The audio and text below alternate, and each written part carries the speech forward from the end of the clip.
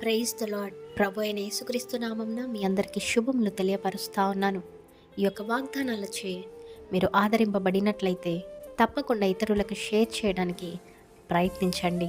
ఈ వాగ్దానం ద్వారా దేవుడు ఏం తెలియపరుస్తున్నారు అంటే, మొట్టమొదటిగా తప్పులను మనం ఒప్పుకోవాలి.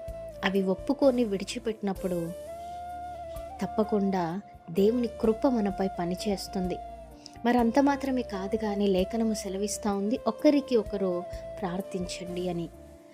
కొంతమంది నేను ఒక్కడనే ఉంటాను, ఒంటరిగా ప్రార్థిస్తాను, ఎటువంటి సంఘ సహవాసం నాకు అక్కర్లేదు, ఐక్యత కలిసి ఇంటర్సెషన్స్ ప్రేయర్స్ నాకు అక్కర్లేదు అనేసి అనుకుంటూ ఉంటారు. కానీ లేఖనము సెలవిస్తూ ఉంది, క్రైస్తవ జీవితము ఒంటరి ప్రయాణం కాదు.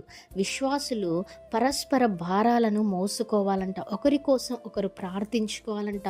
సంఘంలో ఐక్యత, ప్రేమ, ప్రార్థన ఉన్నప్పుడు దేవుని శక్తి ప్రత్యక్షమవుతుంది. అంత మాత్రమే కాదు, కానీ నీతిమంతుల ప్రార్థన దేవుడు తప్పకుండా వింటారు, తగిన సమయంలో జవాబిస్తారు. నీతిమంతులు అంటే ఎప్పుడు కూడా తప్పు చేయని వారు కాదు, కానీ క్రీస్తులో విశ్వాసం ఉంచి దేవుని చిత్తానుసారంగా జీవించడానికి ప్రయత్నించిన వ్యక్తిని నీతిమంతులుగా ఎంచబడతారు.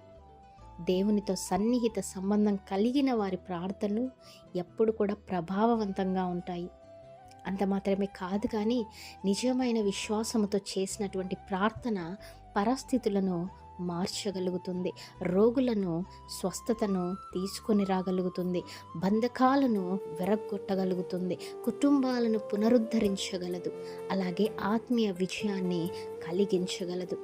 కనుక ఈ వాక్యము ద్వారా యెహోవా దేవుడు తెలియపరుస్తున్నది ఏమిటంటే, ఏలియా కూడా మనలాంటి మనిషి అయినప్పటికీ విశ్వాసంతో ప్రార్థించగా ఆకాశం మూయబడింది, మళ్ళీ ప్రార్థించగా వర్షం కురిసింది. ఇది ప్రార్థన యొక్క అసాధారణ శక్తిని చూపిస్తుంది.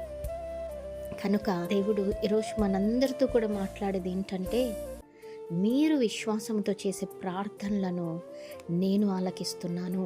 మీ కన్నీళ్ళు, మీ మొరలు, మీ నిరీక్షణ నాకు తెలిసే ఉన్నది.